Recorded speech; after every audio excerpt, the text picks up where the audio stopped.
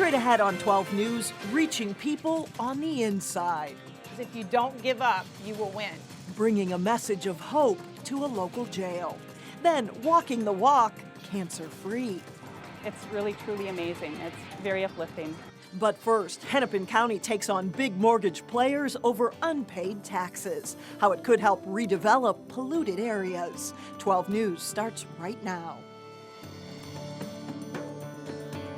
Hennepin County is seeking to recover millions of dollars in unpaid taxes in a lawsuit against mortgage giants Fannie Mae and Freddie Mac. Hello, everyone. I'm Mike Johnson. And I'm Alexandra Renslow. The lawsuit could return millions to Hennepin County and the state and ultimately benefit taxpayers. The lawsuit centers around Minnesota's deed transfer tax. It's a tax that homeowners pay when they sell their property. When the mortgage foreclosure crisis hit, all of a sudden Fannie and Freddie got into the home sale business big time, and they have been refusing to pay their state deed tax. Their argument is they're exempt because they're a federal instrumentality, or the statutes that set them up federally or state statutes exempt them. We don't believe that's accurate. The lawsuit claims for-profit mortgage lenders Fannie Mae and Freddie Mac owe the state of Minnesota more than $10 million in unpaid deed taxes on foreclosed properties they've sold since 2006.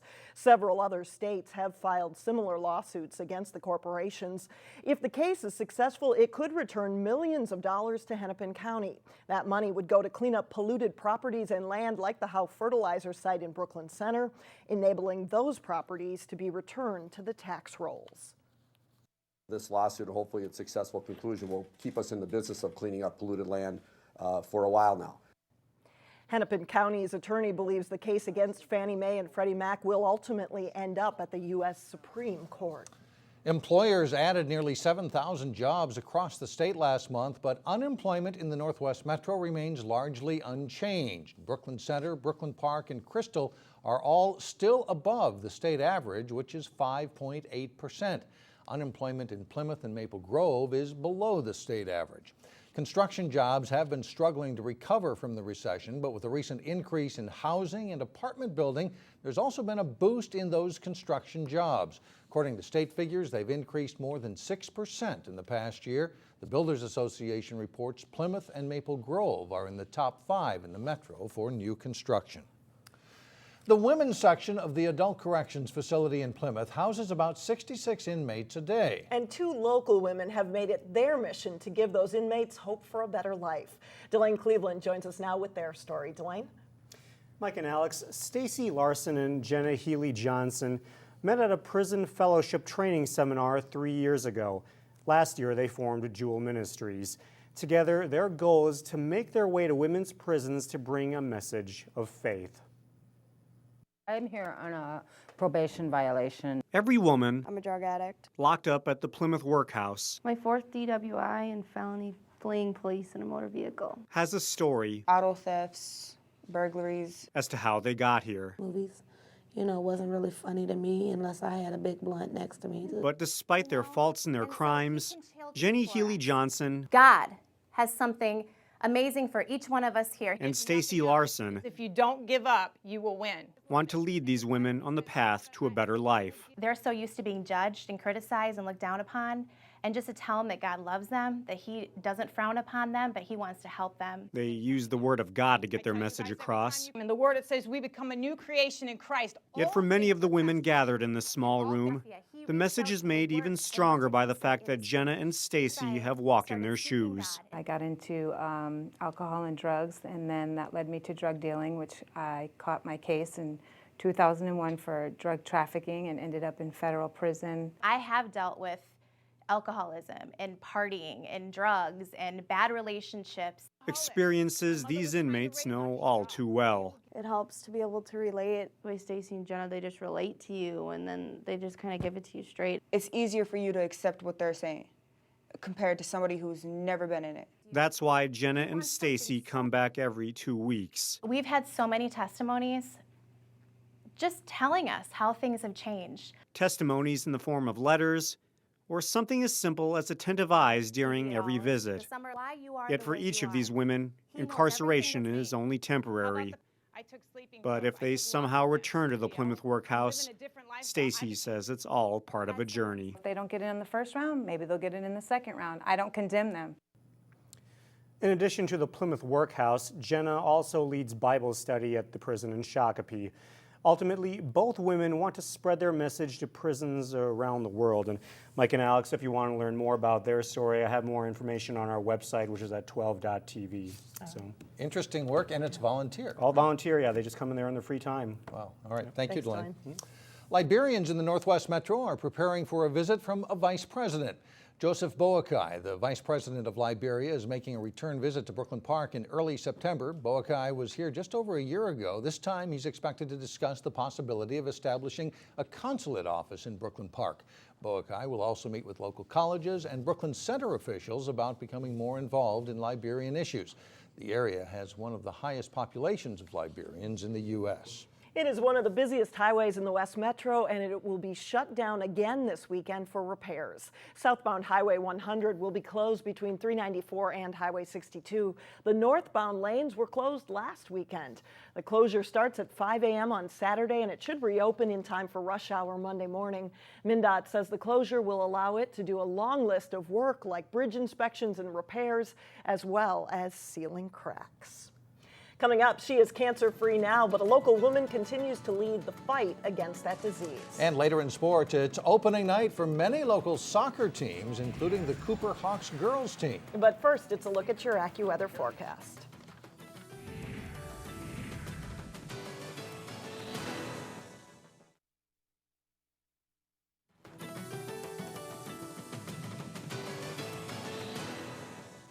It's been a year since this pink lemonade stand brought together a Maple Grove neighborhood in support of a neighbor's battle with breast cancer.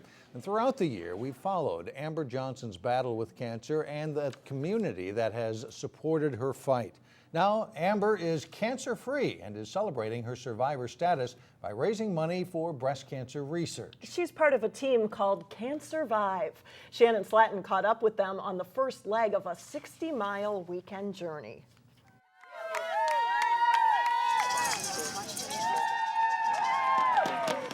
Walking the trails along the chain of lakes in Minneapolis, Good job, ladies. there's no better scenery than this. Friends and family members supporting walkers with signs, t-shirts, and plenty of pink. More than 1,400 walkers are walking 60 miles around the Twin Cities in the Susan G. Komen 3-Day for Breast Cancer Research. The Susan G. Komen 3-Day is truly a life-changing journey. It is for men and women who are completely dedicated to playing a role in the fight to end breast cancer. At mile 10, the cheers still fuel the adrenaline. It's amazing. It's like you're a rock star. It feels so great. Jennifer Thorup is a 4-year survivor. It's really, truly amazing. It's very uplifting. But today, she's walking in honor of someone else. Amber's an amazing woman. She's strong. She's determined. She's always joyous. I couldn't pass it up. It's amazing. We did a lot of our training. Amber Johnson of Maple Grove has been cancer-free for a year. I survived 20 weeks of chemo and 7 weeks of radiation and many surgeries. And I said, let's do it Team Amber. I couldn't come up with anything else, and she didn't want it to be all about her. So instead, they honor all who battle cancer as Team CanCervive. I'm not just doing it for myself, and I'm doing it for all the young mothers that I met through my journey. Together, they raised around $20,000. The team trained together and bonded on long remote hikes far removed from today's cheering stations. With no cheering, no stops, just kind of doing the march for 15 miles. And this just is such a different experience. This carries you to the end, I'm sure. In Minneapolis, Shannon Slatton, 12 News. The walkers average 20 miles a day before ending up at the state capitol for closing ceremonies on Sunday. Well, coming up, we are going in the garden to find out why one pest is actually good for your plants. And in sports, we visit the Hopkins Royals in today's training camp report. Jay Wilcox has that when we come back. Jay Wilcox with no shortage of sports today as they get out on the field and play for real now. Yeah, school hasn't started yet, but the games certainly have. After a couple of weeks of practice and a scrimmage or two, it was showtime Thursday night for many local soccer teams as they played their season openers. The Maple Grove girls hosting a strong Edina club, scoreless into the second half until Edina's Haley Merrill intercepts the goal kick and directs it to Vivian Engen, who tucks the shot into the corner to put the Hornets up 1-0. Maple Grove tries to answer as Haley Nelson lines up the left-footed shot, but Hornets goalkeeper Mackenzie Bishop with a diving stop on a night when weather would become a factor later. Anna Kopman with the crossing pass, and watch Mallory DeBoom with the mid-air volley for a great goal as Edina wins it 2-0. Orono, the opponent for the Crimson Boys. Maple Grove threatens as Connor Gift crosses it to Daniel Cortez. His shot is off the noggin of keeper Liam Sullivan. The ball will find its way back to Cortez, and once again Sullivan denies him, this time with a diving save. Orono's Carson Miller ahead to Matthew Heisner, who deflects it by the keeper, but Todd Biederman gets back to break it up, and goalkeeper Atherton Wiseman dives on it. We stay scoreless. Rain and lightning arrive in the second half as this one ends in a weather-shortened 0-0 tie. Cooper and Heritage Christian have been meeting early in the season for the past several years. Cooper is in white in the girls' game. Maddie Boylan beats the defender and carries it before getting a return pass from Tessa Gregerson. Boylan battles through traffic and scores on the short side to make it 1-0 Hawks. Second half, and Katie McGuire with the throw-in. Watch number 2 Lindsay Sundquist block the clearing attempt and then tap it through the goalkeeper, leaving an easy goal for Mia Tarazi to make it 2-0 as the Hawks roll to an impressive 3-0 win in the season opener. Cameron Opal making his debut as Cooper's head coach in the boys' game, and his Hawks play a great first half. Heritage has a miscue defensively here as they try to clear it but can't. Varney Cole Soiree gets to the ball for a breakaway, and he buries it to give Cooper a 1-0 lead at the half. Heritage rallies and they get one off the free kick from Tyler Furry here. The teams complete regulation but don't play overtime because of the weather, and it ends 1-1. The Cooper Heritage games kick off our fall sports coverage here on Channel 12. Watch the girls' game Friday night at 8:30, Saturday at 11 p.m., or Sunday at 2. The boys' game airs Friday night at 11, Saturday at 8:30, or Sunday at 5. Brooklyn Park boxer Corey Rodriguez will be back in the ring on Saturday night. The junior middleweight is fighting on a card at the Crown Plaza Hotel in downtown St. Paul. Rodriguez has been a pro fighter since 2007 and started his career with 4 straight wins. But 2 losses and 2 draws in his last 5 fights as Rodriguez hungry for a win. I've been on the road and you don't always get the decisions that you want to get, so it can be difficult. So yes, I'm hungry for a win. I like to win, and I worked hard, and I feel like it's something that I owe to my family as well as myself. Rodriguez will fight Ramon Barber out of Kansas, a late replacement after Rodriguez's original opponent dropped out. After our tour of local Northwest Suburban Conference football teams, we head to the Lake Conference. Here's today's training camp report featuring the Hopkins Royals. They're getting an early wake-up call at Hopkins. The Royals are one of a handful of metro area teams starting the season this week with a so-called 0-week game, and it's an intriguing one. They host private school Power Episcopal of the Houston suburb of Bel Air, Texas, Saturday.